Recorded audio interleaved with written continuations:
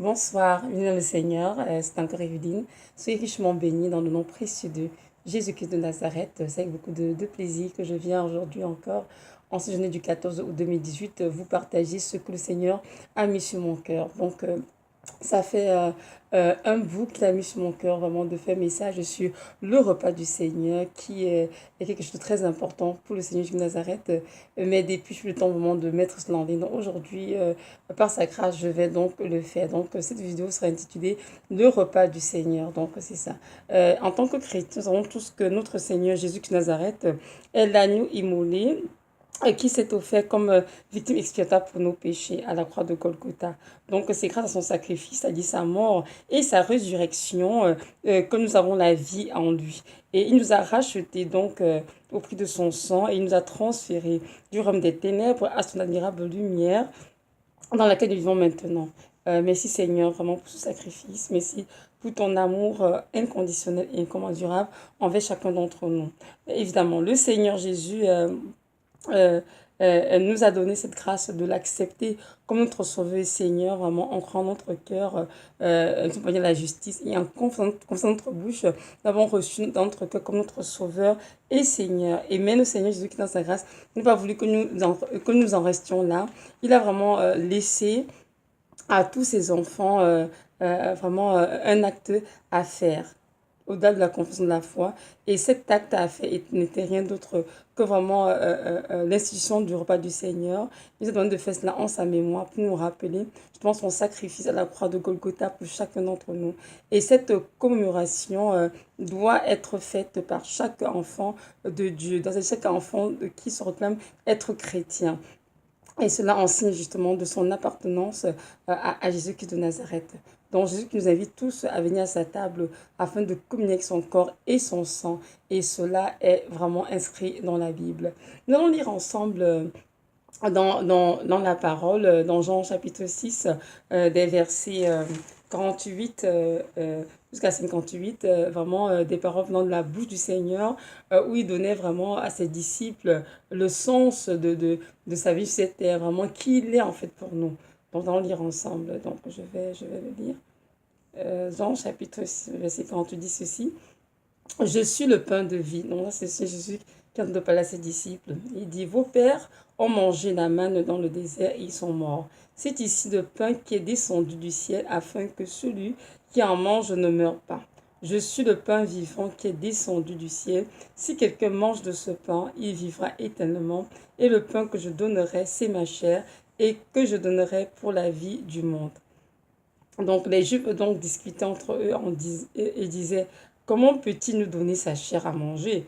Donc justement, nous voyons bien que lorsque Jésus a dit que le pain de vie, les effectivement le pain de vie du ciel, et c'est ce qu'on a reçu dans nos cœurs comme Sauveur Seigneur, nous avons la vie éternelle justement. Donc lorsqu'il dit ici, je donnerai ma chair, justement pour la vie du monde. En fait, il parlait ici justement en vue de sa crucifixion à la croix, justement donc à la croix Golgotha.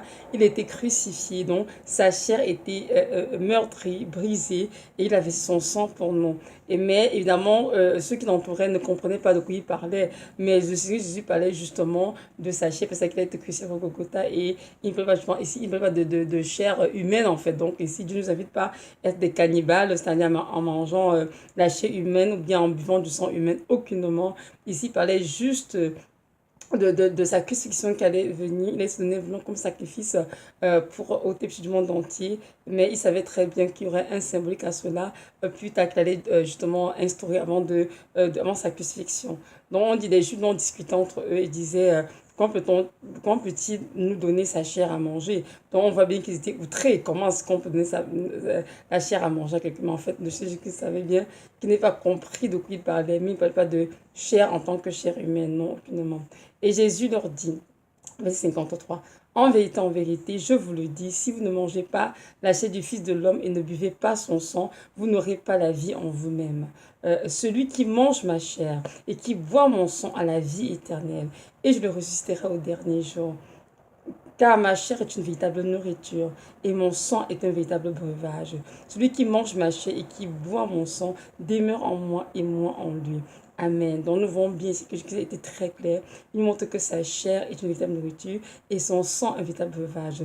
Donc tous ceux qui sont comme être chrétiens, qui ont accepté le Seigneur Jésus dans leur cœur comme sauveur et Seigneur à la suite d'une repentance sincère, doivent automatiquement participer à la table du Seigneur en mangeant son corps et buvant son sang. Mais comme bien ici, que je ne sais pas de la chair humaine naturelle, ni du sang humain. Ici, on parle parce que le Seigneur Jésus-Christ va les symboliser et il va prendre le pain, comment le bénir comme étant sa chair et prendre le sang, non, le vin, pardon, le bénir comme étant son sang.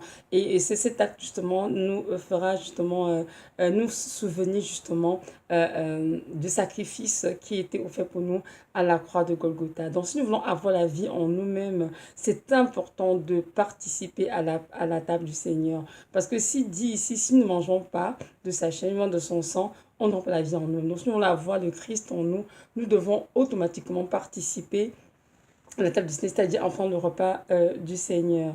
Donc, il a dit sa chair est une véritable nourriture, et son sang est un véritable veuvage et tout. Et celui qui mange de sa chair et boit son sang demeure en lui et lui aussi demeure en cette personne. Donc nous voyons bien que notre Dieu nous appelle vraiment à demeurer en lui. Hein. Ils vont demeurer en Dieu, c'est soit il y a la prière, la parole, mais il y a aussi la prise du repas du Seigneur qui lui permet de demeurer en lui. N'oublions pas que Jésus-Christ est le sceptre des sarments. Hein. Il dit qu'aucun sarment ne peut porter de fruits s'il n'est rattaché au sceptre. Donc prendre le repas du Seigneur, c'est une façon de demeurer justement attaché au sceptre que le Seigneur et de recevoir la vie divine qui coule de lui. Et c'est important de comprendre cela. Le verset 57, comme le Père qui est vivant m'a envoyé et que je suis vivant par le Père, ainsi celui qui ne mangera, qui me mangera, pardon, vivra aussi par moi. Donc, il dit, c'est ici le pain qui est descendu du ciel. Il n'en est pas comme de vos pères qui ont mangé la manne et qui sont morts. Celui qui mangera ce pain vivra éternellement. Donc, c'est très clair, parole du Seigneur. Celui qui accepte Jésus dans sa vie comme sauveur Seigneur, qui croit dans son cœur, qui demande Golgotha pour ses péchés et qui le confesse de sa bouche en se repentant de ses péchés, hein, acceptant Jésus dans sa vie comme sauveur Seigneur et qui participe à la part du table du Seigneur, c'est-à-dire en prendre le repas du Seigneur, cette personne aura la vie en elle et vivra éternellement. Et justement, il a fait ses parents ont été dit pardon à ses disciples avant sa crucifixion. Je pense que c'est lorsqu'il a essayé d'instituer la scène, c'est avant, du moins avant sa crucifixion, que les disciples ont compris justement de quoi il parlait. Mais en fait, il ne parlait pas ici de manger la chair humaine, du bois de sang humain, mais tout simplement de recevoir le sacrifice qui avait été offert à la croix de Golgotha pour nous. Et nous allons aller justement dans la parole, justement, c'est dans Marc chapitre 14, le chapitre, pardon, les versets qui en parlent, hein, le Seigneur Jésus, lors de avant sa crucifixion. Donc, c'est qui ceci? Pendant qu'il mangeait, Jésus prit du pain, et après avoir rendu grâce, il le rompit et leur donna, et il leur dit, prenez, mangez, ceci est mon corps. Puis il prit aussi ensuite une coupe, et après avoir rendu grâce, il la leur donna, et ils en burent tous. Et il leur dit, ceci est mon sang, le sang de la nouvelle alliance, qui est répandu pour plusieurs. Voyez-vous, lui, il savait très bien qu'il allait être crucifié, que sa chair allait être brisée, et que son sang allait être versé pour ôter les péchés du monde. Et c'est ce qu'il a donc fait. Donc c'est ça, c'est ici, le soir où il fut livré, qu'il a donc institué cela. On appelle ça le repas du Seigneur. Il y a certaines personnes qui appellent ça le repas de la Pâque, hein, le dernier Pâque, le Seigneur Jésus de Nazareth. Il y a d'autres personnes qui appellent cela le service de communion, la communion. Il y en a d'autres aussi qui appellent cela la Sainte Seine. Bref, peu importe l'appellation, la suite qui commence, c'est le repas du Seigneur. C'est-à-dire, c'est ce que l'acte que Jésus a institué avant sa crucifixion pour que cela soit fait par tous les chrétiens en sa mémoire. Oui, donc c'est ça. Et tellement c'était important pour le Seigneur, et c'est toujours très important pour lui, que lorsqu'il a même rencontré ce chemin de Damas, hein, l'apôtre Paul, plusieurs années après sa résurrection, il lui aussi a enseigné cela. Il leur a demandé de l'enseigner à tous ses disciples. Donc là, dans 1 Corinthiens 11, des versets 23 à 24.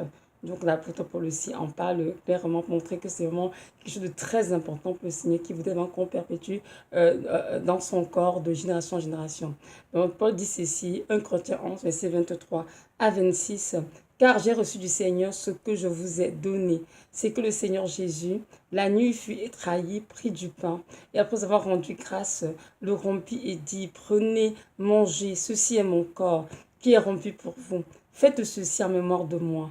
De même aussi, après le souper, il prit la coupe en disant, cette coupe est la nouvelle alliance en mon sang. Faites ceci toutes les fois que vous en boirez en mémoire de moi. Amen. Car toutes les fois que vous mangerez de ce pain et que vous boirez de cette coupe, vous annoncerez la mort du Seigneur jusqu'à ce qu'il vienne.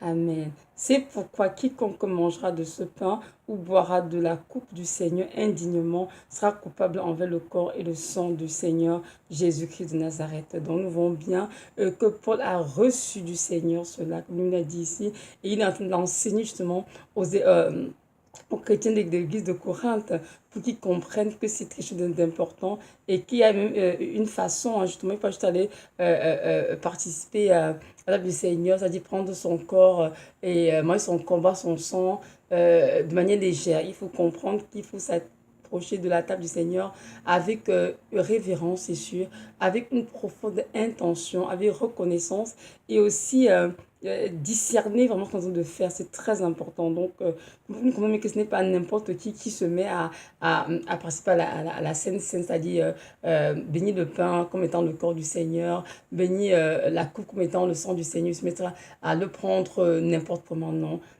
Si nous le faisons avec légèreté, sans discerner comme c'est le corps du Christ, c'est sûr qu'on est coupable envers son corps et son sang et on a plus un jugement qui tombe sur nous qu'au lieu d'être béni. Parce que le repas du Seigneur était institué par lui pour que nous fassions justement, pour nous rappeler qu'il est mort pour nous, qu'il a avait son sang pour nous, qu'il était meurtri pour nous, et que c'est à cause de cet acte que nous avons la vie éternelle, et que nous fassons jusqu'à ce qu'il revienne.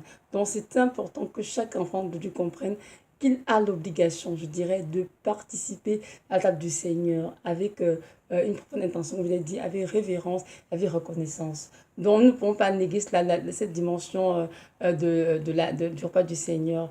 Je sais qu'il y a beaucoup de chrétiens qui, avec l'esprit religieux, ont toujours cru qu'on prendrait la Sainte Seine uniquement à l'église. Bon, c'est-à-dire, lorsqu'on va à l'église le dimanche, si ça tombe, si l'église le fait une fois par mois, on le pense une fois par mois parce que ce jour, l'église organise le repas du Seigneur. Mais nous devons comprendre que ce n'est pas ce que Dieu dit. Dieu nous demande que nous devons le prendre à la maison. Mais juste le faire avec une bonne attitude, avec révérence, avec honneur et avec reconnaissance et vraiment avec une profonde intention. C'est ça qui compte et tout. Donc nous ne devons pas toujours attendre à l'église pour pouvoir prendre le repas du Seigneur. Pendant de longues années, j'étais dans les églises et ce que j'ai toujours fait aussi, attendre le dimanche, le jour où on ferait le repas du Seigneur pour pouvoir participer à cela. Mais lorsque je suis tombée malade, il y a quelques années en arrière, j'étais très malade, ça me fait comprendre, Evelyne, mon corps et mon sang apportent la vie dans ton corps. Alors, n'attends pas les dimanches, tu peux faire la scène à la maison, toute semaine avec ton mari si tu le veux, même toute seule si tu le veux, mais seulement fais-le avec révérence, avec un grand discernement de c'est quoi mon corps, c'est quoi mon sang. Vous voyez, c'est très important. Et évidemment, lorsque tu m'as dit cela, j'ai commencé à faire à la maison. Je le faisais de temps en temps, une fois 3 jours, une fois 2 jours. Et un jour, tu m'as dit, j'ai l'impression que tu mets plus de la confiance dans tes médicaments que tu prends tous les jours que dans mon cœur, dans mon sang. Et ne néglige pas la Sainte-Seine, continue de prendre cela. Bah, vite, je prenais, mais j'ai l'impression que j'avais vraiment des faits dans ma vie. Et après, j'ai commencé à le faire tout le temps, la Sainte-Seine. Et à un moment donné, je pense que j'ai déménagé avec mon mari et les enfants. Et là, j'étais vraiment très épuisée, j'ai commencé à négliger. Je faisais personne vraiment de manière régulière comme avant. Et un jour, je fais un rêve et je vois dans le rêve un homme de Dieu qui me dit, Evelyne, pourquoi tu as arrêté de prendre la Sainte Seine? Tu ne devrais pas arrêter. Et puis je dis, mais pourquoi? Il dit, mais quand tu le fais, c'est pour toi et pour ton mari, tes enfants, pour toute la famille que tu le fais, c'est très important. Et là, sur du rêve, il dit, mon Dieu, c'est quoi ce rêve et tout? Il me dit, c'est moi qui t'ai parlé. Il me dit, je t'ai utilisé le biais de cet homme de Dieu pour te parler, mais c'est moi qui t'ai parlé. Pourquoi est-ce que tu arrêtes d'apprendre la Sainte Seine? On dirait que tu n'as aucune idée du pouvoir surnaturel de la Sainte Seine. Il faut continuer de faire le repas du Seigneur comme tu le faisais tous les jours, c'est très important. L'ennemi vous a trompé tous et cet acte de commémoration est négligé dans les églises, dans les familles chrétiennes parce qu'il vous a fait croire qu'il n'y a aucun pouvoir dedans. C'est quelque chose de banal, de légère, mais ce n'est pas vrai. Il y a un grand pouvoir dans le repas du Seigneur. Lorsque tu as le repas du Seigneur, mon enfant, tu es en communion avec mon corps et mon sang. Et c'est ce moment où on est vraiment unis physiquement tous les deux. Donc, tous les hommes de Dieu qui font le repas du Seigneur, c'est le moment où ils matérialisent vraiment leur union à Christ de manière physique.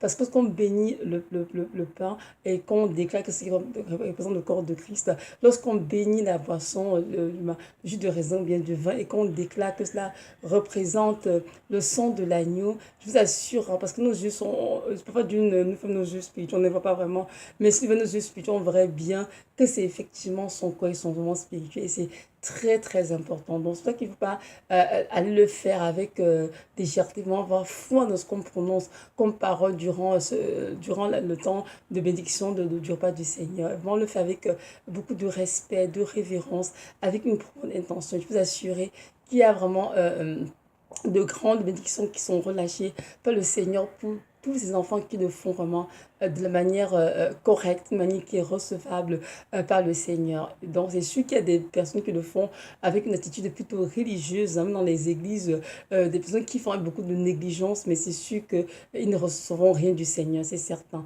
Donc, il ne faudrait pas prendre cela à la légère, mais il faut vraiment prendre le temps de laisser le Saint-Esprit nous imprégner, nous révéler clairement les choses telles que Dieu les voit et que nous puissions vraiment nous approcher cette table avec beaucoup de révérence et de respect, d'honneur. C'est très très important parce que nous n'oublions pas que Jésus-Christ de Nazareth a donné sa vie, hein, pour que nous soyons en vie, que nous ayons la vie éternelle, que nous puissions quitter les ténèbres dans sa lumière. Donc nous ne pouvons pas baliser ce qu'il a fait, le reconnaître. Donc à chaque fois que nous le faisons vraiment, dis mais Seigneur, parce que tu es moi, Golgotha pour moi, Seigneur, mais c'est ce que tu as versé ton sang pour moi, Seigneur, mais c'est tout ce que tu as fait pour moi, tout ce que tu as donné pour moi, pour que je sois en vie aujourd'hui. Et c'est vraiment important d'exprimer nos remerciements au Seigneur, de lui vraiment des chants d'action de grâce. Donc, c'est ça. Vraiment, je veux nous encourager en tant que chrétiens de ne pas négliger cela. C'est vraiment très, très important. Les personnes qui prennent la Sainte dans leur vie de manière quotidienne, même, vont vous témoigner tout ce qu'il y a vraiment un changement dans leur vie, de la santé. Vraiment, Dieu ouvre les portes, il nous bénit. Même si les vies ne sont pas forcément physiques, pas nos mains et tout, mais des choses miraculeuses se passent en nous. Et la première chose, c'est quoi? Que la vie divine qui coule en nous. Moi, je suis une femme qui a été très, très malade. Et je sais qu'aujourd'hui, les messieurs qui me regardent, ils disent toujours, mais comment est-ce qu'elle est venue faire pour être toujours en train elle est toujours en train de penser des enfants, en train de faire ceci. Mais moi, je sais que c'est le corps de Jésus qui est son sang qui donne cette vie que j'ai en moi. C'est pas du tout les médicaments. Parce que mes médecins savent très bien que quelqu'un ne pouvait rien faire pour moi. Il y a que Jésus qui me tenir la sorte et tout. Et je rends grâce à Dieu vraiment de ce que la vie divine, la vie de Christ coule dans mon corps, dans mon âme tous les jours, au travers de son cœur, de son sang. Juste vous encourager à ne pas négliger cela. Donc, vous pouvez le prendre à la maison, peut-être même une fois ou 2 jours, dépendant de votre programme, ou bien une fois même par semaine, dépendant des familles. Mais je sais que le Seigneur Jésus qui nous exhorte vraiment de le prendre quotidiennement et vraiment d'accorder un temps pour cela, vraiment un temps d'intimité profonde, un temps vraiment de communion pour moi venir dans sa présence et communier avec lui. Il est très réjoui par cela et nous serons à notre tour bénis. Bénis au-delà de ce qu'on pensait ou même demander. Donc c'est ça. J'aimerais juste mentionné, de ne pas oublier que nous devons faire attention et avec qui on prend la Sainte Seine, où on le prend aussi, parce qu'il y a des personnes et qui ont dans les églises qui sont rien que des synagogues de Satan. Effectivement, c'est sûr que ceux qui apprennent la Sainte Seine, le corps et le sang de Christ, ce sont des personnes qui vivent dans le péché, qui servent Satan de servir Dieu. Évidemment, vous comprenez bien que lorsque vous êtes dans cette église, que vous mettez à manger le corps du Christ et le sang de Christ, vous êtes en train de ne plus en communier avec le Seigneur Jésus de Nazareth, mais vous êtes en communier avec des démons. Et c'est important vraiment de discerner à chaque fois dans une église, est-ce que cette église sert véritablement le Seigneur? De nos jours, il y a des églises qui ont pilé de partout et Malheureusement, c'est triste de dire cela, mais beaucoup d'églises de nos jours sont des synagogues de Satan où Dieu ne règne pas du tout. Son nom est utilisé pour attirer les âmes, hein, Jésus de Nazareth, mais en fait, il n'est pas du tout là, il est aussi l'église, mais c'est Satan qui règne et contrôle les âmes. Non, si on n'est pas dans une telle église, vous soyez sans sucre, sans communier avec les démons et non avec le Seigneur. Jésus de Nazareth. Donc moi, j'encourage même d'avoir les chrétiens de prendre vraiment le temps de faire ça plutôt en famille.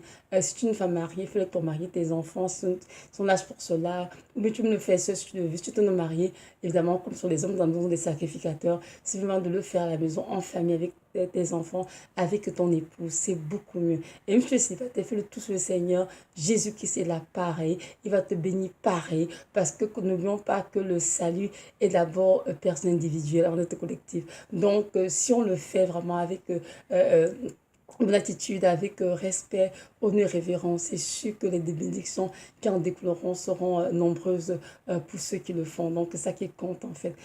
Donc, j'aimerais vraiment nous encourager, ne pas négliger cela, de continuer de le faire, de prendre part, de participer vraiment la part du table du Seigneur et vraiment de ta communion avec son corps et son sang. Donc, voilà.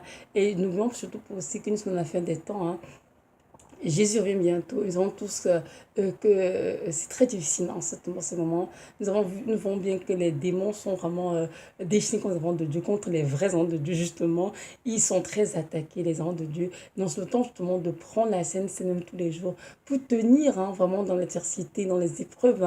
Nous comprenons bien que c'est pas facile. Mais lorsque nous prenons le repas du Seigneur, il donne vraiment la dose quotidienne, la vie, nous avons besoin vraiment pour tenir ferme contre l'aiguille de Satan vraiment et demeurer enraciné, accroché à lui, peu importe ce que nous vivons. C'est très important. Donc, je me suis encouragée vraiment à vous rappeler de cela et de comprendre, comme c'est dans Jean 6, que celui qui mangera le pain, le corps de Christ, c'est celui qui boira son sang, c'est celui-là qui aura la vie éternelle, qui sera ressuscité au dernier jour. Donc, comprenons bien que le Jésus de Nazareth prendre la Sainte Seine n'est pas une option. Chaque enfant de Dieu qui est évidemment converti doit être en communion avec le corps et le sang du Christ dans une manière correcte et propre. Et c'est cela qui a donné comme institution à ses disciples avant d'être crucifiés. Et évidemment, même ceux qui sont venus après ses disciples, après sa résurrection, il a continué à enseigner, de continuer à enseigner cela à ses enfants, de prendre le repas du Seigneur, car cela est très important à ses yeux. Je veux juste nous rappeler de ne pas oublier que nous avons fin des temps et que c'est important de se préparer. Comprenons bien que Jésus est chez les chrétiens qui l'attendent, donc qui se préparent vraiment. Et c'est quoi? C'est vraiment mettre sa vie en règle, c'est-à-dire donner dos au péché, se repentir chaque jour, à chaque seconde s'il le faut même, et vraiment de fuir tout ce qui est abominable. Surtout de se détacher du monde, de se séparer de tout ce qui nous empêche vraiment de recevoir de Christ et de faire vraiment sa volonté. N'oublions surtout pas que ce ne sont pas ceux qui disent Seigneur, Seigneur qui entreront dans le royaume des cieux, non. Mais c'est ceux-là qui auront fait la volonté du Père qui est dans les cieux. Donc, comprenons que Dieu nous appelle à être parfaits. Même si dans la vie réelle, en réalité, nous sommes encore parfaits comme il aurait voulu. Mais Dieu veut que notre intention soit parfaite. Nous allons tous les jours poursuivre la perfection pour être à l'image de Christ. C'est très important. Et dans Matthieu 5, je crois, dernier verset, soyez parfaits contre peste. Donc, chaque chrétien doit vraiment y travailler, aller du Saint-Esprit, être parfait comme son Père, Jésus de Nazareth. Et sachant que notre Dieu est un Dieu juste et équitable et que rien de souillé n'entrera dans la Jérusalem céleste. Donc, tous ceux et toutes celles qui voudraient être enlevés ce jour-là doivent vraiment se repentir de péché et laver leur robe dans le sang de l'agneau afin d'être prêts. Et que ce jour qui trouve chacun sobre en train de veiller, de prier et vraiment d'attendre le Messie avec beaucoup de joie. Donc, ne pas que, une fois que Jésus vient nous trouver en train d'être distrait, péché de ce monde, d'être à donner toutes sortes de choses qui ne le glorifient en rien, mais qui nous assombrissent et nous détruisent.